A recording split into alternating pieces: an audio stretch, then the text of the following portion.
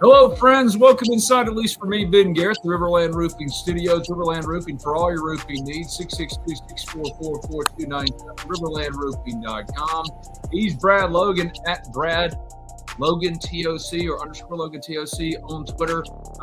Join us at the Ole Miss Spirit all day, every day. OleMissSpirit.com. To the food of On 3, and that 75% off promotion is still going 11 days from kickoff. No telling how much longer it's going to be, but it's still going right now because of the overwhelming response from you guys. We'd love to have you. OMSpirit.com. Sign up today for the low price of $249 a month, $30 for the year. It's the best deal we put on. It's our fall camp promotion, and it's happening right now. Join us there.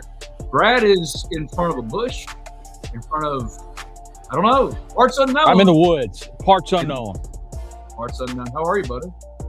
Doing well. A lot happened yesterday, and we've got an interview. We'll get our Florida preview with Ali Peek in a moment. I appreciate her joining us. But I think, in large part, we're all excited that the right thing happened. Ben, I think at the end of the day, common sense prevailed, and at the very least, I said on social media, the Commissioner Sankey's, I think in large part his legacy was going to be tied to the decision that he and the presidency and athletic directors made. And I think he's going to land on the good side of that by what happened yesterday. Absolutely. So the SEC finally issued more than just a simple stern talking to of a statement in regards to NFL players returning from mini camps, if they get cut, whatever, what have you, returning to college. And it's really been brought upon by Daquan Wright and Xavier Harris, those guys leaving training camps and then trying to go to LSU.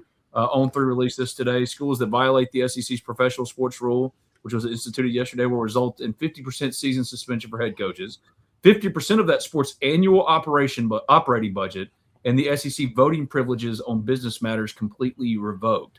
The interesting part of that is, what does that mean in terms of, will this be the last time any of this is challenged? Not necessarily. Pete Thamel, he reported today, in the formal SEC president's vote today to confirm the penalties in the legislation involving banning of NFL players, there ended up being a 15-0 vote. LSU abstained from voting. There was an initial vote of 16-0 on Tuesday. So it was unanimous, which after that, because LSU voted for the adoption of the rules, you thought, well, any potential circumvention of those rules or further legal action or cause would in many respects be neutered by this ruling. Today they abstained from voting. What do you make of that, if anything? Well, I think the main thing is that the penalties were incredibly severe. There's a lot of pushback about the SEC's general release after all of this stuff kind of happened. And I really truly believe the video of Daquan Wright, the visual of him catching a pass for the Cleveland Browns and then talking about he may play for LSU, I think that just really rubbed everybody the wrong way. And so I think truly seeing that, first of all, got everybody kind of thinking, man, this is not right. The universities did eventually get together, and the presidents, but the SEC released a statement that did not have very, very many teeth in it. Mm-mm. And once again, and I know I'm going to get a pushback on this, but it takes the Big Ten taking the step out on the ledge before the SEC does anything. So I don't know if it was more of the SEC saving face or was the SEC making a decision. So many years we've seen the SEC be at the forefront of everything, winning championships. And far as the decision in regards to college football playoff, the big boy at the table, I don't know if they have that seat anymore because the Big Ten has really proven that they're the leader in college football right now. Now they could be overtaken, I get it, but it seems to me like the leadership of the Big Ten has kind of guided this ship, and the SEC just kind of fell in between and kind of jumped in and went along the way. I do commend the SEC, the conference, along with the athletic directors for doing the right thing, but it took the Big Ten doing it before they did it. Join us at the Ole Miss Spirit, OleMissSpirit.com. Get the Ole Miss Spirit for 75% off. That equates to $249 a month, $30 for the year. Once the season kicks off, I can pretty much guarantee there's a ticking clock on this because I've been promoting it now for a couple of weeks. But the overwhelming response to it has led it to be extended. But with football coming, we know when it's going to end. So when they kick off against Louisville, probably. So until that happens, if you've ever wanted to give us a shot, now's the time to do it, OMSpirit.com, because we've been talking about this a lot in a overwhelming question, I think, when we've been discussing this on the Spirit, be it on the message board and stories, whatever, Brad, is this done? Is it done then? Like, because there was a thread started today essentially saying, I still believe these guys are going to play for LSU. I don't think there's any real avenue for that. And I don't really think, more importantly, there's an appetite for that, right? You're seeing, and I think it's what the stuff from CBS that came out, and I know everyone's got Lane fatigue, but CBS reporting that Lane and LSU encouraged these players to get in and to sue the NCAA. There's rightful cause for them to be sued for any number of things, not the least of which was in the NCAA bylaws. When you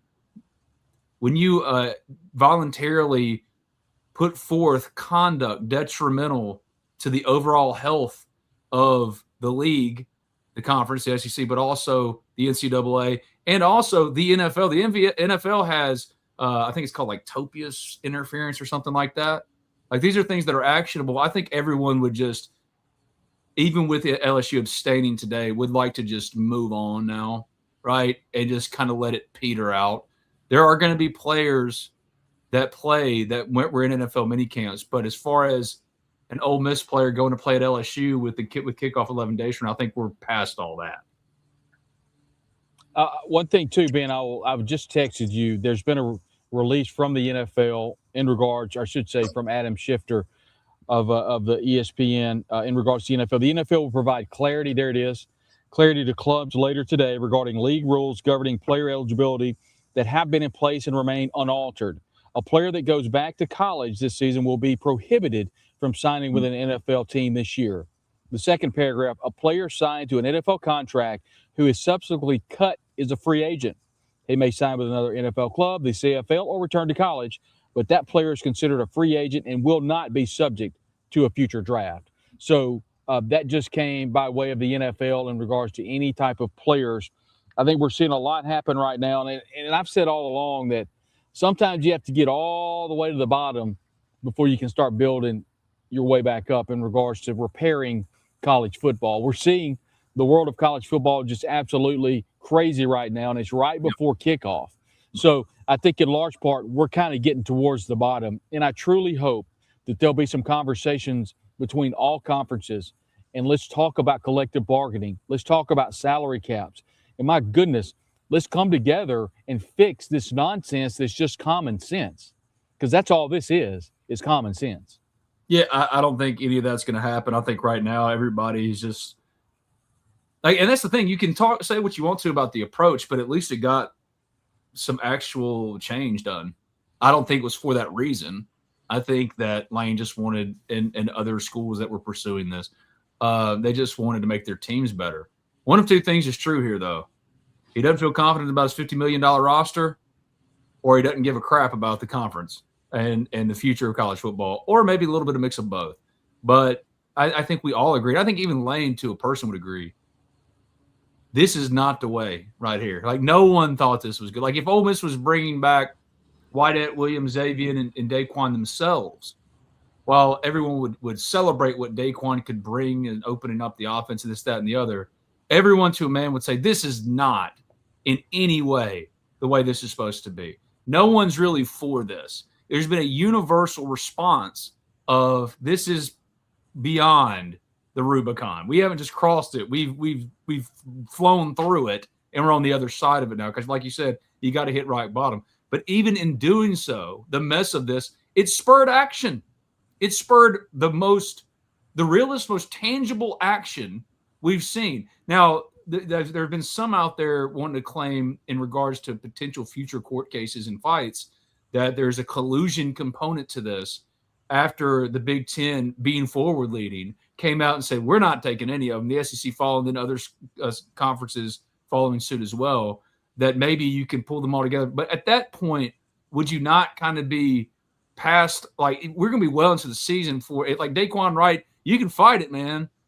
But unless you go join like a G5 or something, if you come back, you're going to be fighting court cases, being in and out of potential eligibility until October.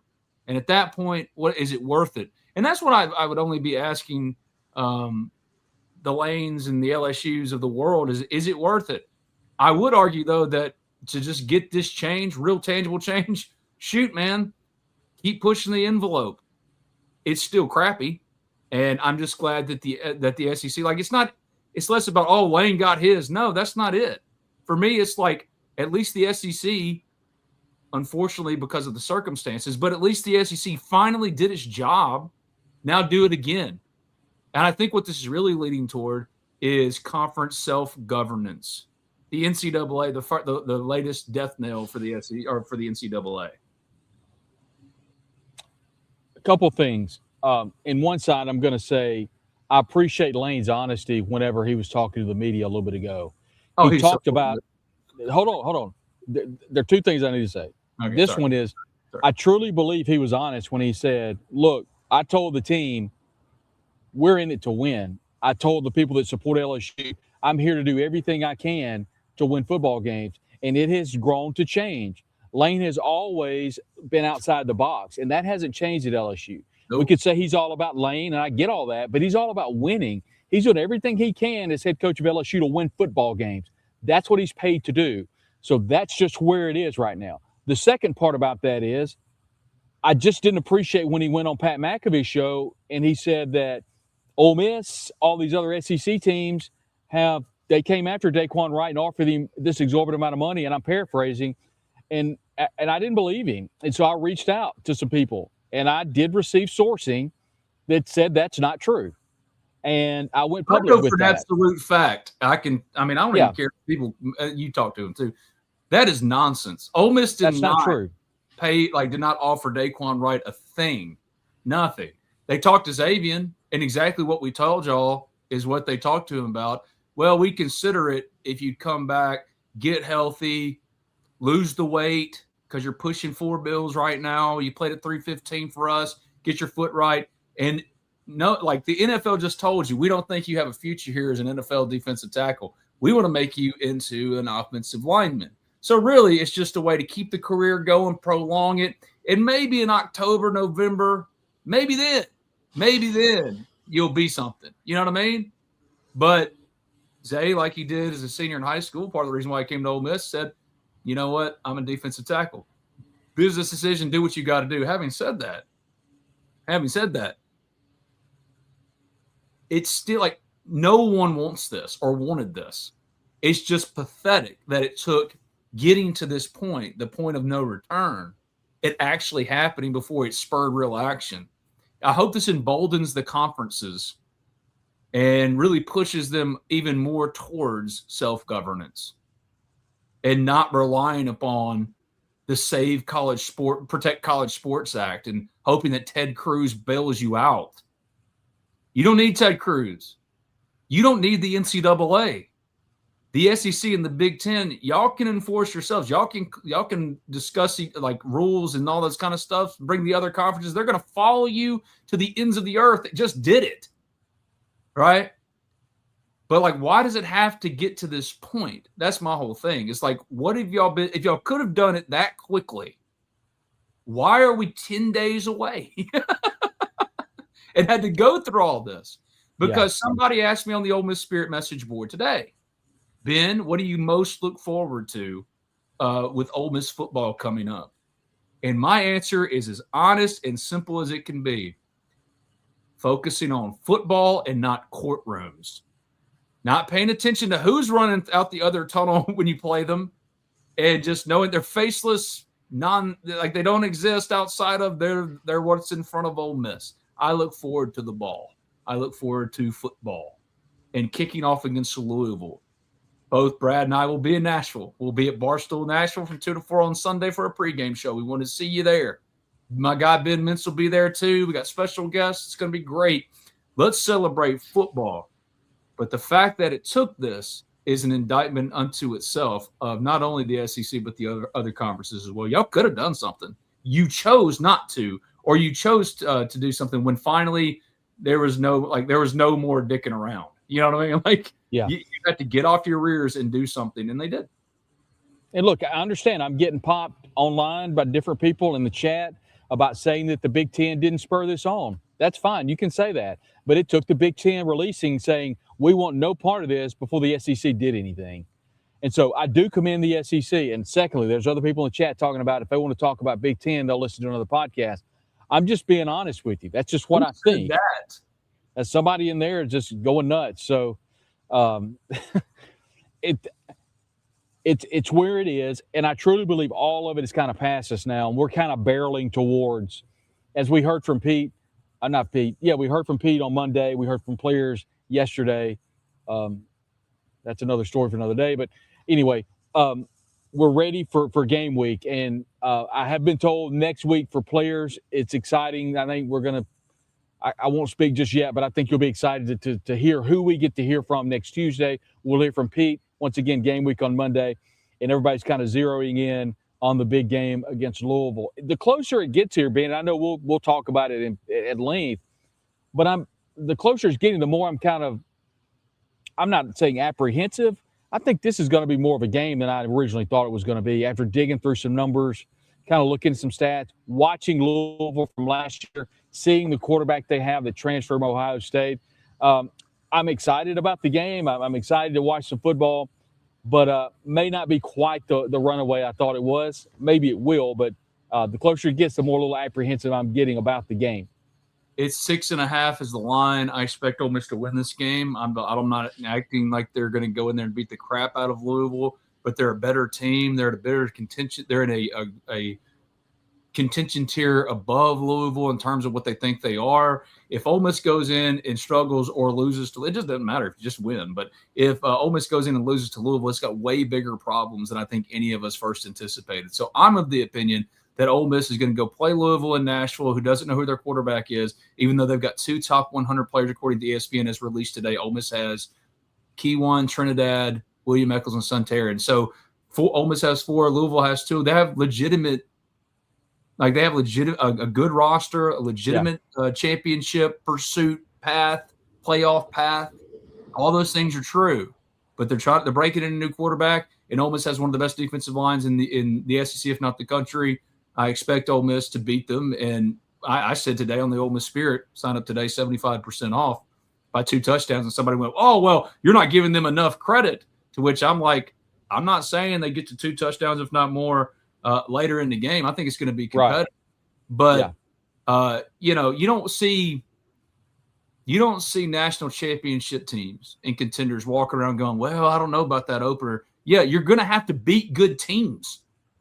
That's part of it. You're going to have to beat good teams. And Louisville's a good team. It's on a neutral field, and you are better on paper. And if you lose to them, something went wrong. Something didn't go the way it was supposed to. And you can say, well, John David Baker in his first time being the OC, maybe, sure, that could happen. Things could happen. I just don't see it outweighing what I think is a better team at Ole Miss against Louisville. So I'm less concerned about whether or not Ole Miss is going to beat. Like, I don't know. It's a coin flip every time you line up between them white lines. Like, I'm not some soothsayer. I'm not some freaking peek into your crystal ball and tell me something good is going to happen. I don't know what's going to happen. None of us do. But I do know on paper, and what we judge this stuff by in the preseason, Ole Miss is a better football team. And if they lose to Louisville, they got way bigger problems because then you start talking about 8-4. That's the 8-4 scenario. I think Ole Miss is better than that. So I think they're going to win. I'm just glad now that you can move on to that way. But like the idea that this 2022 stuff or like players still joining teams is going to change or going to stop anytime soon, it's not. Tommy Castellanos, former Florida State quarterback, according to Pete Thamel, just within the hour, actually a couple of minutes ago, has committed to Texas Tech, former quarterback at Florida State, BC, and UCF. Over 6,400 career passing yards, 48 touchdowns, also rushed for 24 touchdowns. So it's not going to end. You're going to see players added. My question is, what kind of real impact will it make? And when you look at what LSU's pursuit of Daquan and Zay and even Whitehead Williams for that matter, that's a $50 million roster that you tried to supplement with 10 days to go because you're like, oh crap, my roster isn't as good as what I thought it was. Don't say, oh, we're just recruiting players that are available to us. No, you initiated it. You got caught doing so. You're getting dragged through the mud because of it, justifiably so. I don't blame the pursuit of the most talent you can possibly get. But now that we've reached this end point of the SEC saying, no, that's not going to happen unless you want to forfeit 50% of your your games and all these kind of things. We went through the penalties to start the show, but it tells me he knows, because he hasn't been in this kind of pressure cooker in so long. He knows when they kick off against Clemson in 10 days, he better win now. I heard my guy Stephen Godfrey say that on his Yahoo podcast too. He's like, there's no waiting around. We've given you everything. Go win. Pete Golding has a similar expectation as far as winning with this team, but also Ole Miss understands, the dynamics at play. But like, you can't lose to Louisville. Go out there. You're going to lose some games, but if you're Lane, there's no, oh, well, I can rally the fan base back in a week after I just dog. No, LSU expects you to win. I hope you enjoyed the charmed existence. And for me, now all that, as far as we're concerned, talk of champions and stuff, the Ole Miss spirit, that's done and done with. LSU doesn't arrive till September 19th. Louisville's what's up first, and I think Ole Miss is a better football team. So that's the interesting piece to me. The NFL piece too, coming out, and they're making rules too. Like, that changes the calculus for guys that want to consider the jump anyway, despite this stuff. You know what I mean? Like Xavier Harris, I get what Zay's doing, Brad. I get it. Like, his football career was over. It was over when he was cut by the Saints. They looked at him. They didn't even put him on pup, like stash him on pup or try to maintain his rights. They just said, "Oh no, he's gone, done, foot injury, regardless." Like, they said, we don't need him no more. What were his options? So, like, oh, you're telling me I can make? I got the reason. I got the reason from the player side. I just think it's really bad that they were recruited to do that, and that they followed through and did that. Like, you threw away legacy for 2 days of what? You know what I mean? But this isn't going to end. Having said that, it also tells me what he thinks of his roster, knowing what the expectations are. And Pete and them have similar expectations. And something I said on Chuck Oliver the other day, do people not remember who Pete is? You don't think he's really pissed off and tired of hearing everybody say what y'all been saying about how he's not as good as, like, they're going to be worse than, and all these kind of things? They've been preparing for Louisville for a long time. And mentally, he's been there a while. He has something to prove too. And against everything that we judge this stuff off of, he's checked every box. You know what I mean? He has checked every box when it's come to it. So I think he's going to check this one too. Yeah, I think everybody's just excited to kick the ball off. And I'll say this, by talking to a couple of sources inside the Manning Center, they are laser focused on the season. They're not looking at the 19th of September. They're literally laser focused on Louisville. And it's also true that last drive of the Miami game of the Fiesta Bowl, that was playing this offseason. And we all have went back and watched that. And we all went back and saw the last play, Deshaun Stribling. I think that stuff goes with you. I think two things can be true. I've said that a lot here lately. We feel like we say it every time. Yeah. I feel like Ole Miss had an incredible year, a storied year, one that we will all look back on and think, man, I'll tell you this, it was awesome going to Phoenix. But then I also think Ole Miss was like, we let one get away because they stop them there in the end. They go play Indiana and, roll the dice. I mean, everybody says, well, Indiana would have killed Ole Miss. We don't know that. I would like to have seen it in Miami. Man, so I think all those things can be true. It would have been tough. I know. Can I just interject? I just want to interject one thing, man. And I wasn't trying. Like, Xavier Harris was a great Ole Miss Rebel, dude. That's what sucks about this whole situation. Like, I get why he did it, and I also understand why Ole Miss fans are like, well, screw that then. You know what I mean? Look what you're willing to go do, Mississippi kid. Having said that, so like I'm watching old replays, and when Carson Beck is going in on that run, that touchdown, that go-ahead touchdown late, Brad, if you hadn't seen it, go back and watch Big Zay, man. You talk about laying down on the job. TJ Daugherty got his butt blown up that entire game. Like, he was getting shoved. Like, one time he had a running back. He didn't touch the running back till 6 yards downfield, and he was turned backward, bro. And, like, running back's got his hand on his arm. The running back's pushing him forward. I'm not saying those aren't good players. I'm saying they do have their faults, though, right? And I think Ole Miss improved where it needed to the most, which is run defense at the second level. I think Keaton Thomas is a better run fitter than TJ Daugherty. I think Luke Farrelly could fall victim to a little bit of what TJ did because he's more of a coverage kind of guy. But, like, I think Luke Farrelly's a better linebacker in terms of run fitting. Like, where they needed to get better was against the run. Like, secondary-wise, you returned everybody and you refortified it, but, like, they are better at the second level than they were against Miami. Hell, they're better at defensive tackles. They had to be laying on his butt, wore the slap out, just giving up Ole Miss's season. Even second effort, he'd have probably gotten a Carson back. But he had to play pretty much all the snaps. They don't have to do that now. That's where the depth comes in. Jaheim Otis, we talked to him yesterday. Massive human being. Could start for Ole Miss right beside it, but then like behind him is coming Baby Maddox and Mikey Burrow and so many other guys. You got Cam Franklin being able to rotate with Jordan Renaud. He doesn't have to play every snap. There's just a lot more about this team that's currently constructed. I love what you brought up, though. We'll look back at last year and we'll talk about how great last year was. Like, I'm not going to judge Daquan Wright based off of 2026 actions. You know what I mean? Like, Daquan Wright is a great Ole Miss Rebel that did great things. Same thing with Zay. They would not have gotten to where they did without Daquan Wright. Like, Daquan Wright was freaking awesome. And, like, hearing him do an interview about all this, I'm like, that just sounds like a kid who's like, yeah, I can secure a bag one more time. What would you do in your greatest money-earning, like, potentially your only great money-earning window? You would go try to secure as much as you can. Imagine you're like in one of those booths, you know, where you stand there and they just blow the cash up and however much you can put in your hands. That's how much you get to take home. At some point, they're going to turn that machine off. You better get it while you can. That's why I look at things a little differently.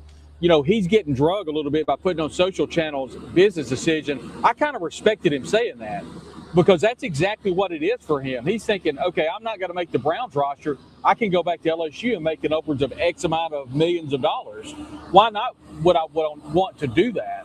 So that's my whole point with all of that. And you look at Xavier Harris, his football career may be over, Ben. If he cannot get that leg back to where it needed to be prior to training camp, he may not be able to play in the league. So, you know, we hope that he can maybe shed some pounds, get his leg back from under him, and then get back and then maybe make a team as a free agent down the road. At the end of the day, you make the best point I've heard anybody make. There is a very, very small window for these athletes to make their money. It's very small. And to their credit, they're trying to do it. And I really can't knock them for that. No. At Jeff Sessions, Ben and Brad, forgive me if you've answered this. I just joined your show. Welcome in to Talking Champions. He's Brad. I'm Ben. This is the Ole Miss Spirit QR code. Join today for 75% off. Jeff, we'd love to have you. You ask questions in the chat all the time. We're so thankful for it. And, man, we answer a lot of these at the Ole Miss Spirit all day, every day. And we'd love to have you, man, because it's been popping lately. But, Brad, I mean, it's been – the message board has been insane. Xavier Harris and Daquan Wright, are they going to be able to play this year? Does Greg Sankey have the authority to make that decision? As far as playing in the SEC, yes, they can't. They can't play in the SEC. Now, or teams can roster them. They can go through the individual litigation process. That means the players would have to get an attorney and sue the SEC themselves.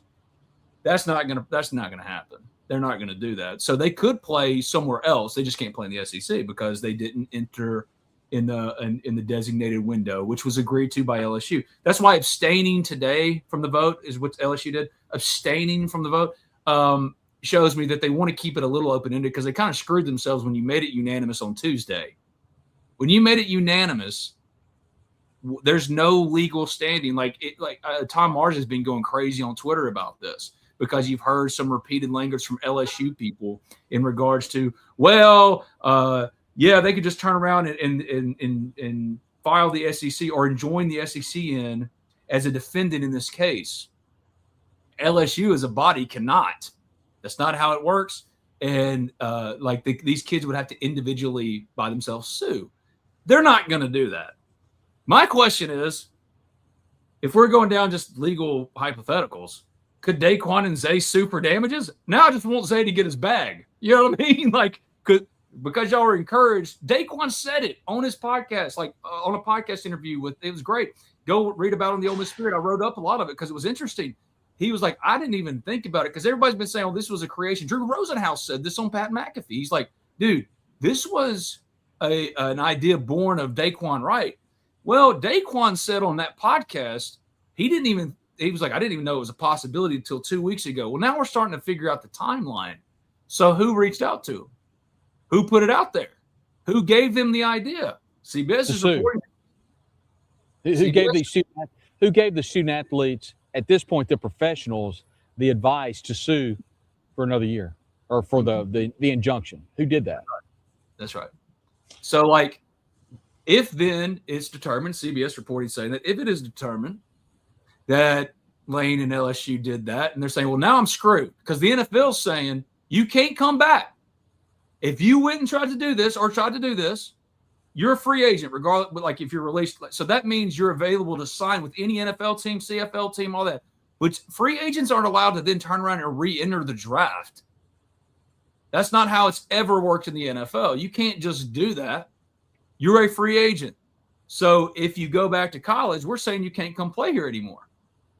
So like what this has done is it screwed their leverage, right? Like it screwed them. I had one NFL personnel person tell me straight up, dude, I hate it for Zay. I hate it for Dave. They're never getting a chance with us, ever, regardless of what any of it says. So they've been hurt. There's real damages done here. Now, they grown men, and Zay made a business decision. I'm saying if Zay just needs one more bag, either go G5 and take whatever you can get and get healthy, because you could enjoy it. You could be a part of the 2022. You could do the 2022 group. That's what Tommy Castellanos is doing. The NCAA should have given a blanket waiver to all of those guys. They're the only class that is screwed in all of truly like getting screwed in a way no one else is. They're not getting 1 year that everybody else is getting. So they're saying, why can't we have our year too? And they're right.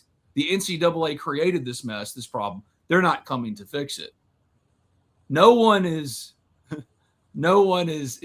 blameless in this as far as the adults are concerned in those rooms making those decisions. I'm just glad now, as I see from Josh Cochran in the chat, I'm just glad now we can talk about football. And when it comes to football, I'm very confident about this Ole Miss football team. And Pete said this week there was some confusion. I wanted to address it. We've been getting a lot of questions at the Ole Miss Spirit. Joined today, 75% off. New members, Josh, I don't know if you're a member or not. We would love to have you. $249 a month. Man, it's thousands of Ole Miss fans with you talking about this stuff all day and hours of the night. Come join us at the Ole Miss Spirit, $249 a month. One question on the Ole Miss Spirit has been, did Pete say something about season-ending injuries? Players having some season-ending injuries? Make sure I wanted to get it from you. You didn't know I was going to ask you this, but I thought it was very clear. No season-ending injuries from talking to him in that room. I didn't. He absolutely said season-ending injuries, but he said there hasn't been any. You've got some injuries. He specifically said the offensive line, and he specifically said the cornerback position. Did not talk about wide receiver injuries, which means Caleb Cunningham is a full go. We've been told that Caleb Cunningham looks really good. We were told by some sourcing inside the scrimmage this past Saturday that Caleb Cunningham was in stride, caught a touchdown pass from Deuce Knight, which is very exciting. That's 2 scrimmages in a row scoring a tutty. And I will say this, and we visited with Chuck Rounsell here on the Talk of Champions, and Chuck agreed with me that it really feels like these scrimmages are just kind of feeling out that second level of depth, with the exception of maybe the right tackle spot, but I truly believe it's Tommy Kinsler. And we were hoping to get to talk with Tommy yesterday. Unfortunately, he had to go to class, we were told, so we were not able to grab him. But excited, hopefully we can get him during the season. I think he's got a great story. Like to maybe get him on why he chose Ole Miss, so maybe we can get those questions answered. But, yeah, Ben, other than corner and maybe a little bit on the offense side, is he talking about John Wayne Oliver or maybe Enoch Wangoy that's a little banged up?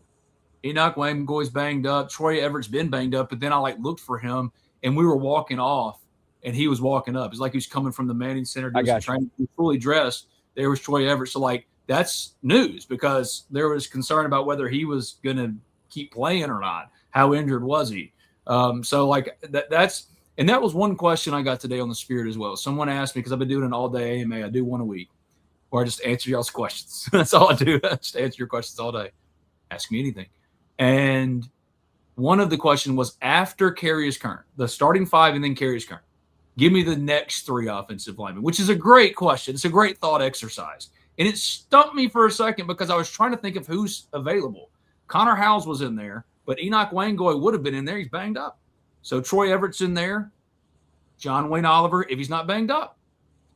The depth isn't disastrous, but it can be if the wrong it could be quickly. If the wrong guy or two. And that might be every position. There's a bit of that. You get what I'm saying. And I'll say this, John Garrison, not one for rotating a lot. I mean, he gets his 5, maybe rotates 1 or 2, but he stuck with the offensive line last year, Ben. If you'll remember, unless they were forced to put somebody else in there, they stuck with Pounds. They stuck with Williams on each end. They stuck with Sanders there, and they did have a little bit of an influx at left guard. But you'll have to help me out. Who do they start? And it didn't work out incredibly well. And then they brought in Delano Townsend, I think, in the Kentucky game. Oh, I forgot. Like, it's not that? even a year ago, and P.J. Wilkins was a big, quote, ad last offseason. There you go.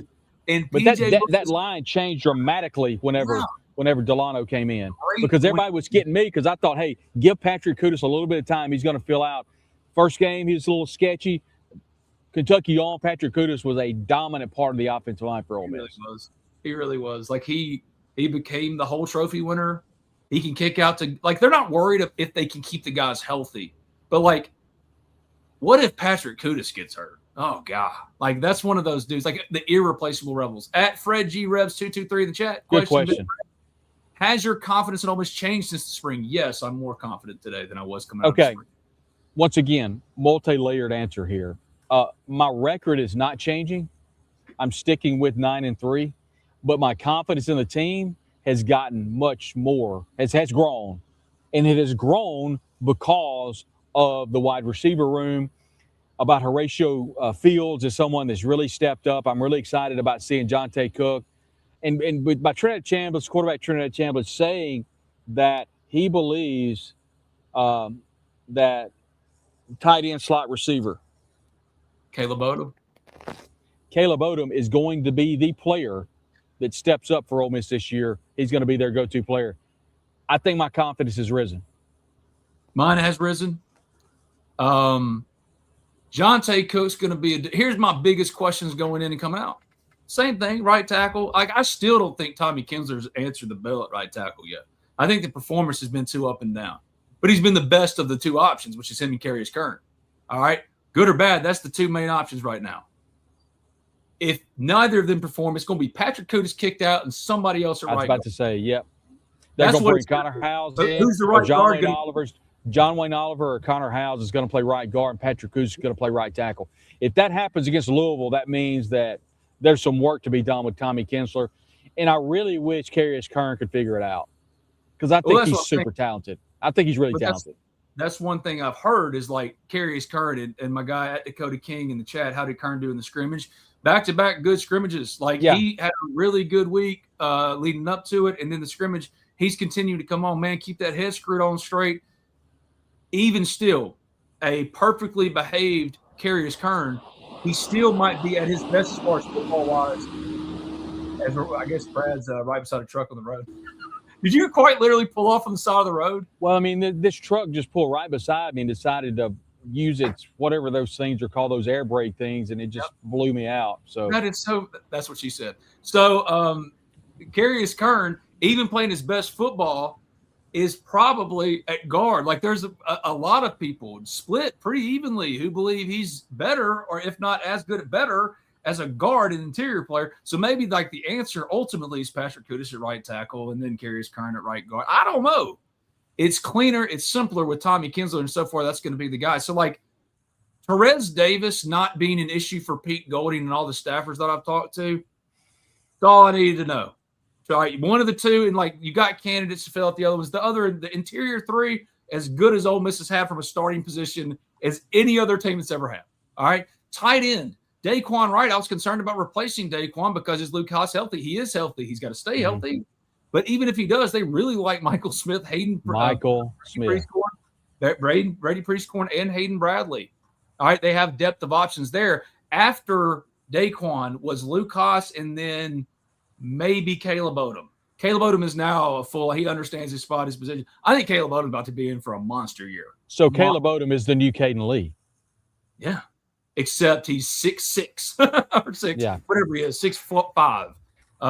But man, like, I think Caleb Odom's, and it's not just physically. So, like, I think Caleb Odom's leveled up mentally, dude. Like, I think he's there. I think he's like, he understands who he is, what he is, and where he's going, and that's a big deal. Like, it takes a little while for some dudes, even if you're a 5-star like he was. He always knew there could be a future if this would be his position. I think he really thought of himself as, no, man, I'm more in the vein of Calvin Johnson as a receiver. No, man, you're more of Kyle Pitts, a wide receiver but tight end, right? And he's starting to grow into that. If Caleb Odom emerges as a Kyle Pitts, do you know what that would do? more for Ole Miss's offense than a old and kind of tapped and bumping on the top of his potential in Daquan Wright. Daquan Wright is a proven commodity, a great proven commodity, especially in college. Caleb Odom still got upside. That's another reason why. Let me tell you who Caleb Odom reminds me of, and I don't want mean to put any pressure on him, but I went back and watched a game from about 10 years ago. Evan Ingram. I think he's bigger than Evan ever could have been. That's what I'm saying. He's bigger in terms of how he's going to play. But his game and the way he's going to play reminds me a lot of Evan. Absolutely. I mean, he can get open. He can sit down. He can block if you need him to. He's very versatile. And nobody's really talking about it. I think you run the 12 personnel too by bringing Michael Smith in. I think we're going to come on the post-game show. Ole Miss is going to win by whatever. And everybody's going to say, man, Michael Smith is incredible. I think everybody's going to say that about the offense. Game one. I think he's going to show up. I don't know if it's going to be a big block. I don't know if it's going to be a big third down catch where he sat down and came across the middle. But I think Michael Smith is someone that I've been told is really showing out. Ooh. Well, if you've been told that, then all right. Now I'm going to put it on you. That's one of Brad's guys for 2026. It's time to jump into our Florida preview, continue our opponent preview series. It's Ali Peek Wilbur. Brad caught up with her to preview Florida. Before we jump to it, man, I'm going to let Brad check out. She's going to finish us out. Before I do, you said 9-3, and I didn't get to tell you my revised record. It's still 10-2, but it's a more like I feel confident in the 10-2. Like Arch Manning, we hadn't even gotten to talk about how there's like the rumors coming out of Texas camp that Arch hadn't had a good camp. He's been inaccurate. Like those Cam Coleman catches on TikTok look great when they're behind, like he's reaching behind him and he's snagging them like a freaking, just a monster beast that he is. Why is it behind him?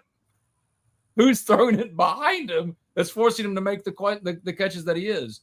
I think if it wasn't at Texas, if it was being played here, I would pencil that in as a dub for Ole Miss. I would too. I would too, but I can't do that on the road.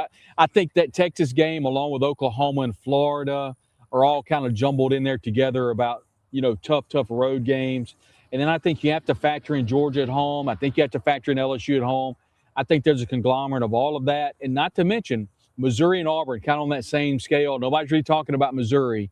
And nobody's really talking about Alex Golish and Auburn. I think those are going to be two tough games. And then the opening game against Louisville, it's just a difficult schedule for Ole Miss. All right, how about this? Real quick, rapid fire. We're going to jump to commercial and come back and let Brad and Ali Peek Wilbur preview Florida. Because Florida, for me, is the one I feel more concerned about Florida than I do about Oklahoma. Just going there because of the history and how bad. Since 08, yeah. But then I say to myself, if Pete Golding was the head coach instead of Lane going to Florida in 2024 and Dart's throwing the terrible third interception and the triple coverage, it was awful. Micah Davis is not playing running back, first of all. If it's just about ball and nothing else, not bizarro questions like, hey, should you sue the NCAA? Hey, are you not starting Ulysses Bentley for football reasons or other reasons? Because the football reasons don't make no freaking sense, right? All right. All of those weird, like the Kentucky week and being in the tunnel and your bad breakup and it's the Sally and it's the stuff and it's weird. If it's just about football, man, I'll take this roster and what I've seen and what we know against anybody, health permitting. Don't know what it's going to look like with JDB by himself as a play caller because Charlie was never by himself. He had Lane and Joe Judge, but Joe Judge is going to be right there with JDB. It's going to be the collaborative effort, just like defensively. And, man, there was a time and place when a guy like B. Brown, Ole Miss fans would go, would have been so celebrated because he's an in-state guy and all this kind of stuff. And now he's like the fourth assistant. You know what I mean? And that is crazy. This staff is stacked. This team is stacked. And I think first and foremost, Ole Miss beats Louisville. Because this is the rapid fire. We're going to hit it. Ole Miss beats Louisville. Game 2 is Charlotte. Win against Lane and LSU on September 19th. Going to be tough. Going to be emotional and all the things. But if it's just about football, I like Ole Miss's roster at home better. I'm not talking about anything else. Just the football. Football-wise, I like Ole Miss's roster better. it's Jimmy's and Joe's and not X's and O's when it comes to all things. Like, I don't think Lincoln out-schemed the talent difference for Ole Miss this year. LSU, with the money they're spending, will be different. Then you keep going. Florida, I think they'll win because it's not going to be about anything but ball. And while Ole Miss doesn't win in the Swamp, last time they won there was 2008 when they made Tebow cry. I still think they're going to win that game. Auburn doesn't know what its offense is going to be. Defensively, they're going to be really good. And DJ Durkin, old friend DJ Durkin, man, great defensive coordinator, and they got studs. Brad, offensively, outside of Byron Brown, tell me who their playmakers are. I saw practice. They accepted a walk-on who's 5'8" the other day. Like, I just think they're going to have to figure some things out. Ole Miss is playing them at home. They're going to beat Auburn. Again, health permitting and all those things. Mississippi State, Kamario Taylor is going to drive Ole Miss insane again. Mm-hmm. And now he's leveling up. I think he's got, like, I think that kid, the sky is the limit. And they brought back the MSU interlocking. Dude, bring me back to my childhood when we used to have beef in New Albany middle school, high school. That's all I knew. Wayne Matkin doing the introduction with the – That was awesome. I know people don't like it when I talk about Mississippi State, but that was a really cool video. By the way, we'll have Brian Haydad previewing Mississippi State tomorrow on the show. So, okay, when are we doing – like, are you doing that one without me? Or can I be a part – leaving me out? I'm just kidding. He'll be on the show tomorrow. So Let's everybody go. Get to enjoy. Brian Haydad, one of my favorite people. No, kayfabe, we hate each other. That son of a bitch. But State, Kamario Taylor could be good, but man, like, they're taking a West Virginia transfer at defensive line because they need depth because they don't got it defensively. I think Ole Miss is better than them. Keep going. Like, I don't disagree with this from at Lafayette Paterfamilias. Kamario Taylor will be starting for someone else in 27. I don't think so. I think he's a Bulldog all the way. That's great. If it's anywhere else, could I talk to you about Ole Miss? No, we're not talking about that right now. This has been talked. I could keep going. For me, Georgia's going to be tough. It's at home. Yeah. It's at home. If you were Ole Miss going to Georgia, you'd say loss. But like, everyone treats it as like that's not a home game against two pretty even teams. Gunnar Stockton's that dude, but like, that's a toss-up. I look at the roster. I look at the give a shit. I look about, like, with all this courtroom and outside noise, Brad, by golly, if we're just talking about football, find me a team you're more bullish on and what they could be. If it's just, hell, if it's just the coach, the players coaching themselves like Varsity Blues, Paul Walker with the headset. Man, if they were just coaching themselves, I think Ole Miss has got some dudes, especially on defense. And if you give me the 2024 defense with last year's offense, 10-2 sounds about right. This is talking running back room stacked. I think that's big. I think the defense coming back. Once again, I'll leave with this. Definitely worried about the trip to Austin. I don't care what the vibes are coming out of Austin's camp. Very concerned about Oklahoma, and I think there's one more. But if you told me they went 10-2 and dropped Oklahoma and Texas, I wouldn't be surprised at all. So it's going to be an exciting year. Ready to kick it off. Ready to kick it off. He is Brad Logan. I'm Ben Garrett. This is Talk of Champions. This QR code's for the Ole Miss Spirit. omspirit.com. Please take advantage before kickoff of the first game. 75% off. It's unprecedented. We've never done it before. Y'all have responded incredibly, but man, so many more of you. We'd love to have you. It's the Ole Miss Spirit. omspirit.com to flip them on through. When we come back, Brad's going to preview those Florida Gators with Ali Peek Wilbur. This is Talk of Champions. Homes and businesses from the whims of nature, you need more than just quality materials. You require Riverland Roofing. Licensed, insured, and certified, Riverland Roofing offers not only the assurance of excellence, but a tailored approach to your unique structural needs and budget. To learn more about what Riverland Roofing can do for you and the community, call them at 662-644-4297 or visit riverlandroofing.com.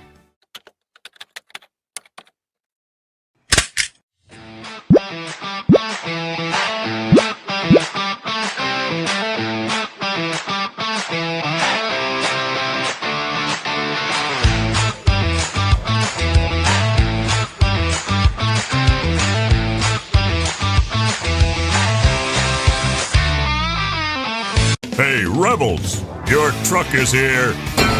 Allen Samuels Chrysler Dodge Jeep Ram in Oxford presents the all-new Ram Rebel. It's Ram, the Rebel way. Send an unmistakable signal. Rebel 24/7. Ram Rebel from your friend in the car business, Alan Samuels Chrysler Dodge Jeep Ram in Oxford. Come by, let's be friends. I'm Warrior Philip Hearn. Raising my family here in Mississippi, I've tried to teach my kids to help others.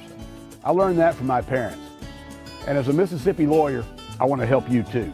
If you're hurt in a traffic accident, 18-wheeler wreck, or have insurance trouble, call 601-720-3541. That's my cell. You call, I'll answer.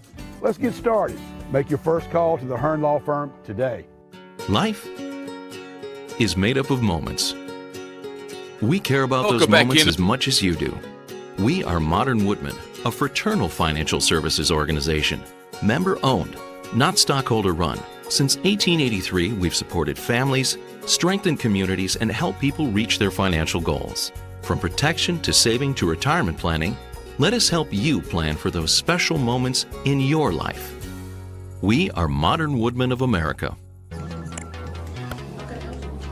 Start my weekend.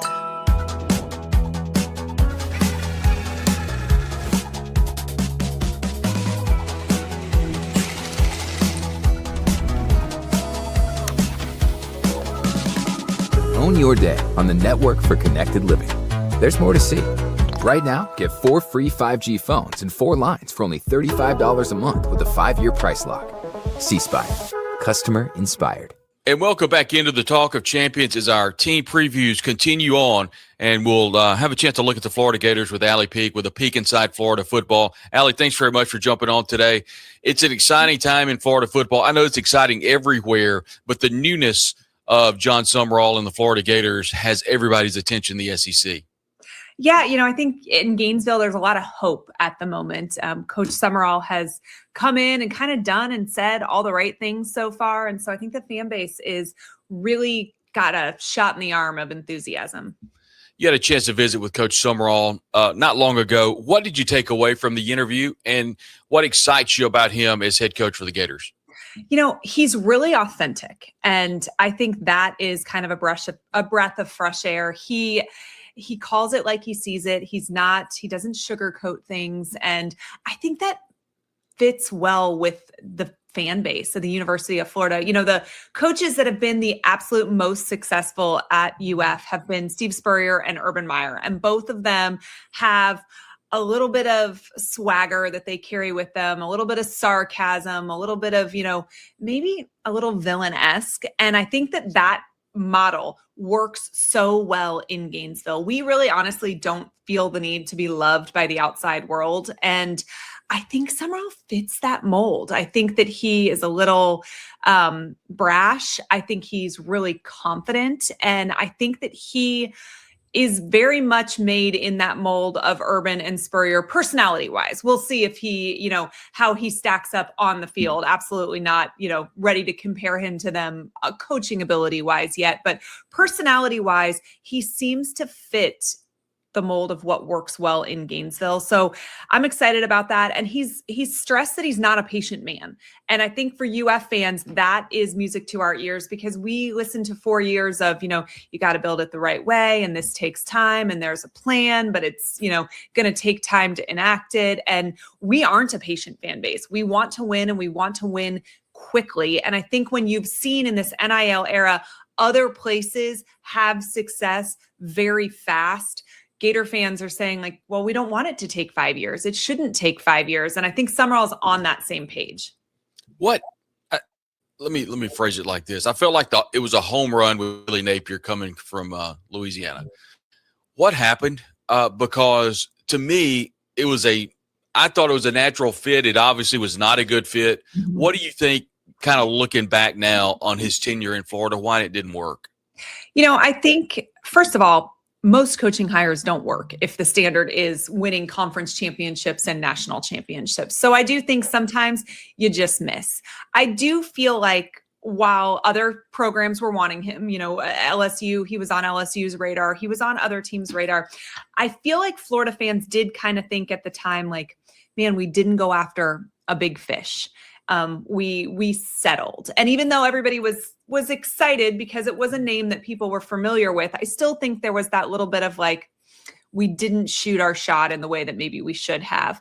But he came in and said the right things. I think he was the antithesis of Dan Mullen, and that happens a lot when you make a coaching hire. If you fired somebody, you purposely look for traits that are opposite in the next guy. But I think Florida fans felt like Dan Mullen had kind of mailed it in at the end, that he didn't focus heavily on recruiting and that maybe he wasn't as organized as he could have or should have been. And so then here comes Billy Napier with his plan, with a recruiting track record at Louisiana. He really did, I think he won there because he out-recruited the rest of his conference. And those were all positives. He really seemed to care about the University of Florida, and he continually talked about fixing things. And so it sounded good on paper, but UF is a place that loves offense. And I think in hindsight, Billy Napier won at his previous stops, maybe in spite of his offense, not because of his offense. And I think what ended up dooming him is actually what doomed Dan Mullen too, and probably most coaches. And that's the inability to be flexible and maybe too big of an ego to adjust things. We continually heard like, this is my system and it will work. It just needs time. And it wasn't working. It wasn't working in year 1. It wasn't working in year 4. And there was no sign of pivoting to be found. There wasn't ever an offensive coordinator hire. He said things like, I'm the best person to be calling this offense. I don't know how you can say that when you win 4 games. So, there was no change. And this is a sport that's change or die. And I think that was a big issue. And I think the next biggest issue was bringing too many coaches from Louisiana over with him. You can't convince me that there was just an entire coaching staff sitting in a G5 school that was qualified to be coaching in the SEC and maybe should have been coaching the SEC and was just these unpolished diamonds. And, we saw it in strength and conditioning. We saw it, in game planning and scheming. We were not prepared to compete with the rest of the conference when the ball kicked off each Saturday. So I think a lot of those things will change. I think there's some nuance. I was one of those people that thought like, oh, are we seriously hiring another G5 coach from the state of Louisiana? And then I met Coach Summerall and I realized like, okay, you are absolutely not in any way similar to Billy Napier. And I think while he brought some pieces with him from Tulane, he did it the right way. He brought his offensive coordinator, but now he's our quarterbacks coach. He brought his defensive coordinator, but now he's like outside linebackers. Like I think that step up was more appropriate than saying, hey, the defensive coordinator from Louisiana deserves to be the defensive coordinator at the University of Florida. And so I think it was done in a way that maybe I can wrap my head around a little more logical. And the only players he brought over with him are specialists. And I think, if you can kick in the AAC, you can kick in the SEC too. That's a position where it probably translates well. So I'm hoping these differences between these two G5 coaches from the state of Louisiana are what make the difference. John Summerall, very familiar, or at least Ole Miss fans are familiar with him. He was on staff here at Ole Miss and actually had been talked about if there ever was a change at Ole Miss. Oddly enough, whenever Lane Kiffin was the coach, there were rumors that Lane Kiffin possibly could go to Florida. As it stands, Lane Kiffin's at LSU. Ole Miss has Pete Golding, and John Summerall is down in Florida. Let's talk about the team this year. It was just announced that Aaron, is it Philo? Philo. Mm-hmm. Yeah, the transfer from Georgia Tech. I believe, Ali, he is the starting quarterback that was announced by John Summerall. Yeah, he was announced yesterday. It was interesting, though. If you watch the press conference, it was very a non-committal starting announcement. He essentially said, we're preparing Philo to be the starter for week 1. It definitely was not like, hey, Aaron Philo's the starter for our season. Like, this is our guy. It was very much, and he said that he told Jones, this is not final and this is not fatal, which is interesting, too, because it makes you think that, like, they kind of want to see more before they fully commit. But I think this makes perfect sense. Aaron Philo followed Buster Faulkner from Georgia Tech to Florida. One, I don't know that you do that if you're not pretty confident that you have the ability to earn the starting job, because you did have the starting job if you stayed at Georgia Tech. He is more familiar with the terminology of his offense. He's more familiar with Buster as a coach and his expectations. I think that their skill set is pretty similar. I describe it as I think Philo has a higher floor and I think that Jones has a little higher ceiling. But in a situation where you have some of the most talented skill position in the conference at wide receiver and running back. And you have an incredible offensive line coach. Hopefully, that offensive line will be serviceable. I don't know that you need your quarterback to be a hero, but I do think you need him to not make mistakes. And so because of those factors, I think going with the guy with experience with this offense makes more sense for the moment. A lot of people are talking about Jaden Ball. Mm-hmm. I've had a lot of people that we've talked with said that they believe that he is maybe kind of sleeping behind Kewan Lacey at Ole Miss and then Ahmad Hardy at Missouri. And many have said they believe he is on the equal scale with those two running backs. Mm-hmm. So your thoughts on Jaden Ball and what's that running back room look like? Yeah, I mean, he was just named a preseason first-team All-American. I think it's a coin flip between Lacey and Hardy and Baugh and who is the absolute best running back in the country. And, offensive line is going to have some say in that. And I think Florida has some question marks there. So, maybe that's part of why he sometimes is regarded as maybe a step behind. Hardy, we know, is not playing at least in week 1. And so we'll see kind of how that transpires. But Jaden Baugh is such an incredible athlete. And I think he just makes plays happen. The interesting thing about it is I came into the fall really excited about Baugh, but having some question marks about the running back room as a whole. And I am leaving fall really confident in how stacked that entire room is, which I think is a huge benefit for Florida. They can take some carries off of Baugh if they need to with Duke Clark and with Evan Pryor, who came over from Cincinnati. London Montgomery is back there. Like, there is just an embarrassment of riches in that running back room. But I am excited to see what Jaden Baugh does at UF. He was an over 1,000-yard rusher last year. Are we going to get a second year of 1,000 yards rushing out of him? I hope so. That's going to be at least somewhat O-line dependent. And they have so many talented receivers that do they give him the ball enough for it to get over 1,000 yards? But he is a very special player, and I'm excited to see what he does. Yeah, let's talk about the wide receiver room. One name I was looking at, Eric Singleton, over. He'll be joining Philo. He's a senior. You throw in Vernell Brown along with Dallas Wilson, a redshirt freshman. The receiving core is pretty solid. Yeah, I mean, incredibly solid. And then you add in, they got Bailey Stockton from Georgia Tech. They got Micah Mays. TJ Abrams was already sitting there. He's considered one of the fastest guys on the entire team. Like, they're just that wide receiver room. Their issue is, how do you get enough people on the field? How do you get all of these guys touches and reps? Because it is incredibly, incredibly stacked. I'm interested to see, does Dallas stay healthy this entire year? He struggled last year. He played in 4 games, and when he played, he was absolutely electric. But are we going to get consistency from him? Is he going to be able to stay healthy? They've worked a program for him. They even have a special shoe that was ordered to try and protect his ankle a little bit this year. And he has stayed healthy the whole spring and fall. So knock on wood, that is going to be such an additional punch to this wide receiver room. And I'm interested to see what Singleton does. The amount of people that have said, like, oh my gosh, he's automatically wide receiver 1. Like, I need to see this with my own eyes, because if he comes in and is already wide receiver 1 when you have VB3 and Dallas Wilson there, like, that is saying something about you as a player. Luke Harpering comes over from Georgia Tech at tight end. Kind of along the same lines, that offensive line, a lot of experience, some transfers. What do you think about the offensive line, and what do you think the coaches like about this offensive unit heading into the first game? It's my understanding that there's about 8 or 9 guys that they really like. They have started to kind of shore up the starting 5 this week. They have talked a lot about Emeka Ogori is somebody that they've talked about as they think he has gotten the right tackle position kind of set. Harrison Moore is for sure locked down the center.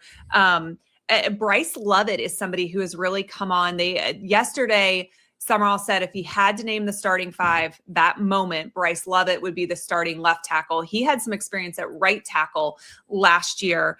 Najee Harris at left guard. So it's looking like it's getting a little bit short up, but Caden Jones and TJ Dice, like, there are other guys that are in this rotation. There's been a lot of growth there. I think that's the position that when Summerall and staff got here, they were the most unimpressed with. And a lot of that had to do with strength and conditioning and just being weak, both physically and mentally. And I think that has to do with the strength and conditioning program that existed at UF prior to Summerall getting there. But I think this is the position that they feel like has had the absolute most growth. Now, I'm not prepared to sit here and tell you I think it's a strength yet, but I do think it's not a liability anymore, which is probably the first step that needed to happen.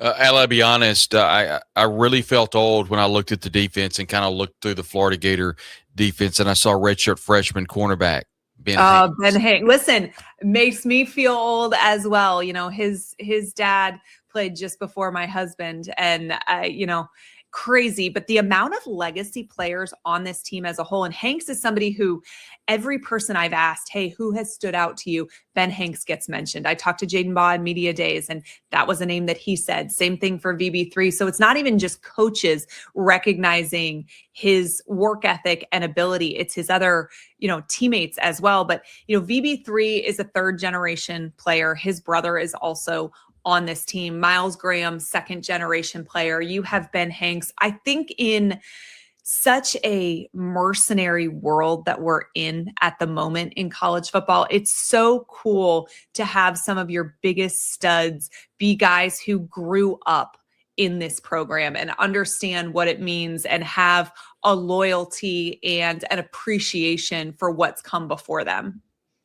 Staying on the lines of the legacy part of this, looking through the defense, sure, there's some transfers, but it looks like a lot of these players were on the roster last year. So the continuity is there. Brendan Bett, junior, comes back on the defensive line. Cameron James, a senior. What do you like about this defensive front for Coach Summerall? I am really interested to see Jaden Woods is a, defensive end that was just incredible as a freshman last year. And what I am so intrigued by is coaches have raved about his work ethic and his strength since the moment they stepped foot on campus. But now they're starting to say the same things about LJ McCray. And he is a guy who came in as a 5-star. Florida fought tooth and nail against Miami for him and won that recruiting battle. And he played just 4 snaps last year, broke his foot against USF. And so he hasn't had the opportunity to live up to that 5-star hype yet. He has done things like put on 21 pounds of muscle, but improved his miles per hour from 18.5 to 21.5, which is incredibly impressive. And coach has talked repeatedly about how he feels like the light bulb has gone on for him, that like he cares about his nutrition now. He puts in the extra work in the film room, doing the little things that separate players from being good players to great players. So we already know what we're getting in Jaden Woods on one side. But if you are getting an LJ McCray that is the actual live up to the hype 5-star LJ McCray on the other side. And then you have guys like Miles Graham and Aaron Childs and Ty Jackson as linebackers. I think at that point, you're forcing offenses to kind of have to pick their poison and, add in guys like Bett to that equation. And you are starting to put together a defense that, maybe intimidating this year. And I think Florida, that has been a struggle for the Gators. When you look on paper, last year's team, they only gave up 24 points a game, and that's not awful. But other teams converted 45% of their third downs. And, and that stat is horrific. So while on paper this defense was okay, it really wasn't. It really was not a good defense. But we do return a lot of these guys. So does Brad White's system make a difference? Does the strength and conditioning program make a difference? We think it has at this point, but until the ball kicks off, I'm not convinced yet. I need to see more. At the linebacker position, you mentioned Miles Graham along with Aaron Childs. Both those guys have some experience. Both of them played for Florida last year, and then also that star position, Kanye Walker, redshirt freshman, the transfer out of UCLA. Where do you see the linebacker room heading into the first game against Florida Atlantic? I really, really like Florida's linebacker room. Ty Jackson is another name that I think you will hear from a lot from that room. But Miles Graham is the quarterback of the defense. He and Vernell Brown are the two most vocal leaders on this team. And, he just is so steady, so accountable. I think Aaron Childs is somebody who really showed flashes last year of what he could be. He's another guy that has just exploded in the weight room. So if that's going to translate onto the field, that's going to, there's going to be some growth in a room that Florida already felt pretty confident in. The secondary, once again, a lot of experience, a little bit of transfer flavor, but a lot of holdovers from last year's staff, along with Cormani McClain, the junior. You got to look down that room. We've already talked about Ben Hanks, the redshirt freshman. And then, of course, you look at a team like or a player like a DJ Coleman, a senior who was at Baylor last year. So the secondary, a couple of new faces, but some familiar ones as well. Yeah, I think for the secondary safety specifically, I think Bryce Thornton has kind of locked down one of those positions, but I'm really interested to see who claims that second safety spot. DJ Coleman is somebody that you've mentioned. He came up from Baylor. He's got a lot of experience. Cam Dooley came over with Brad White from Kentucky. There's another one that I think, familiarity with the system could really help him out there. But word on the street is Laganza Hayward and Drake Stubbs and Alfonso Allen have all done really well in fall camp. And so, I think that there's a lot of talent there.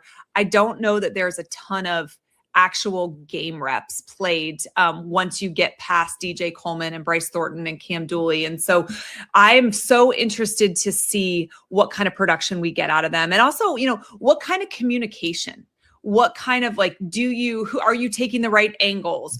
Are you, do you not blow a coverage when Florida checks late?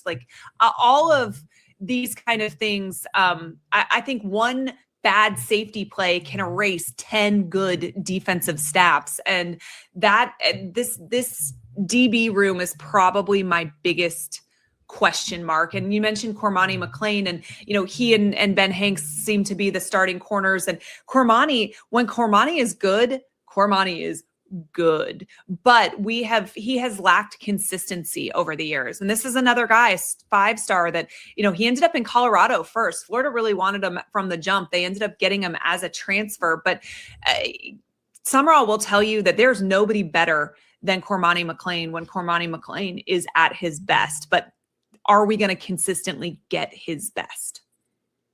You mentioned special teams a little bit ago. Both kickers, oddly enough, transferring from Tulane, the place kicker Patrick Durkin and punter Alec Clark, both are very, very good. I wanted to ask you before we let you go, as we visit with Ali Peek, as a peek ahead to Florida football, and I want to take a look at the schedule. And I'll be honest with you, Ali, I'm looking at the schedule, and I really like the first 6 or 7 games. You open with Florida Atlantic, Campbell, at Auburn, Ole Miss, at Missouri, South Carolina. That's serviceable right there. Yeah, I think in the first 6, if you can, if you can win 4 to 5 of them, you're in a decent position. And the second half of that schedule with Texas and Georgia and Oklahoma is, somewhat daunting. Florida never plays well on the road at Mizzou. And so even though on paper that probably doesn't look like, such a massive game, for me, it feels like it is, because until we can consistently win there, I have questions. The Auburn game, I think, is such a bellwether game for this program, because both programs are almost mirror images of each other right now. Auburn was almost the head coach.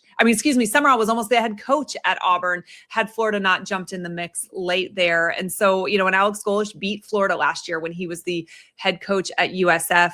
And so that is going to be such a measuring stick. And I don't think whoever loses doesn't mean that program won't be successful in the long run, but they're a similar talent profile. I think Florida actually probably has a little bit more talent. 2 new coaching staffs.